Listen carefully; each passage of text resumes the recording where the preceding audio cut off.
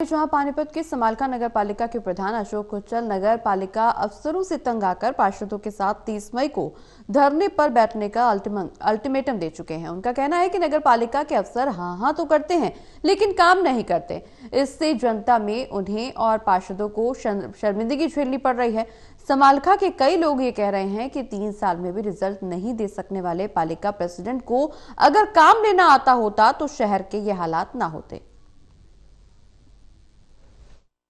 Panipat Delhi NCR का औद्योगिक शहर है, ऐतिहासिक शहर है, जहां 3 लड़ाइयां लड़ी गई और आज पानीपत को देश दुनिया में टेक्सटाइल सिटी के नाम से जाना जाता है। लेकिन पानीपत में नगर निगम है। नगर निगम के अलावा एक ही नगर पालिका है जो समालखा में है और समालखा पानीपत के मुकाबले दिल्ली के ज़्यादा नज़दीक है। यहाँ व्यापार भी अच्छा है, लोग खुशहाल हैं, लेकिन नगर पालिका की परफॉर्मेंस को लेकर सवाल खड़े हो रहे हैं। हमारे साथ अशोक कुचल हैं, नगर पालिका समालखा के दूसरी बार प्रधान बने हैं।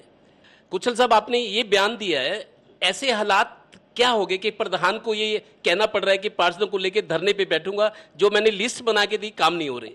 सबसे पहले तो आपके माध्यम से आपको नमस्कार। मैं इतनी लिस्टें बना के, क्योंकि हमारे पे ना हर पार्षद की, हम जो चुन के आए थे ना, सबके एक बहुत लंबे लंबे वायदे थे। हम शहर के विकास के लिए ये करेंगे वो करेंगे, बट उसमें ना हम धराशायी रह चुके हैं। मतलब कि कागजों में तो रह चुके हम, बाकी फील्ड में नहीं कर पाए हम, इस वजह से। आपको प्रधान बने 3 साल हो गए हैं। मेरे को याद है जब चुनाव हुए थे जून में, अभी जून में 3 साल पूरे हो जाएंगे, 18 जून को शायद, जब आप चुनाव लड़ रहे थे। राजीव जैन जो आज सोनीपत के मेयर हैं, वो प्रभारी थे, उन्होंने चुनाव लड़वाया। डॉक्टर अर्चना गुप्ता बड़ी नेता है बीजेपी की, इन लोगों ने आपके लिए वोट मांगे थे, मैंने भी देखे थे वो जब चुनाव हो रहा था। लेकिन आज ऐसे हालात होंगे कि शर्मिंदगी महसूस करनी है।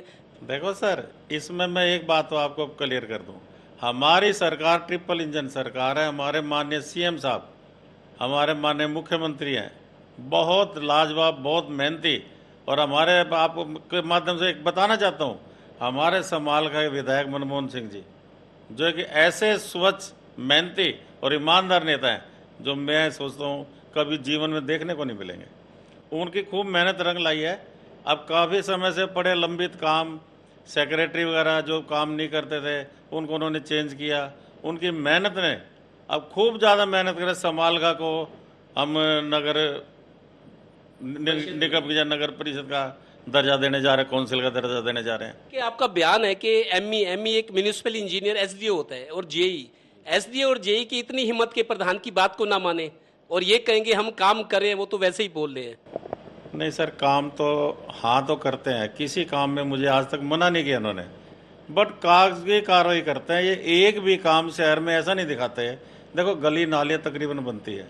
मैं चाहता हूँ शहर के विकास कार्य ऐसे भी हों जो लोगों को दिखे कि समालखा, पानीपत के बाद समालखा दिल्ली से आते हैं, ऐसा शहर नजर आया कि मैं कुछ कहने लायक हूँ। क्योंकि मैं गन्नौर देखता हूँ, मैं इधर घरौंडा देखता हूँ, पानीपत देखता हूँ, उसकी निस्बत हमारा समालखा काफ़ी पीछे है।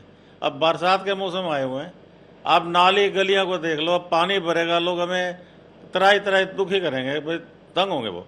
जो आपने अल्टीमेटम दिया है कि मैं धरने पे बैठूंगा 30 मई से अगर काम नहीं हुए पार्षदों के साथ, लेकिन आपने अपनी तकलीफ में, अपने बयान में ये भी कहा है कि मैंने कमिश्नर से लेकर विधायक तक को शिकायत कर ली लेकिन कुछ नहीं हुआ। देखो, कुछ नहीं हुआ की बात है, उन्होंने इन पर संज्ञान लिया है, लेटर लिख के भेजे, इनसे जवाब मांगे हैं। मैं ये नहीं कहता नहीं मांगे, बट इन लोगों में इतने जिद्दी स्वभाव गए। आज भी मैं नगर पालिका गया था, वहाँ इन्हों की फाइल वगैरह चेक किया मैंने, इन्होंने कहा इन पर साइन करा दो, तो मैंने कहा भाई कोई दिक्कत नहीं है, आप मुझे साफ साफ बना के लाओ एस्टीमेट वगैरह, जो भी तुमने बना रखे हैं शहर के विकास के लिए, जितना मर्जी काम करवाओ, अपनी लिस्टें बना के लाओ।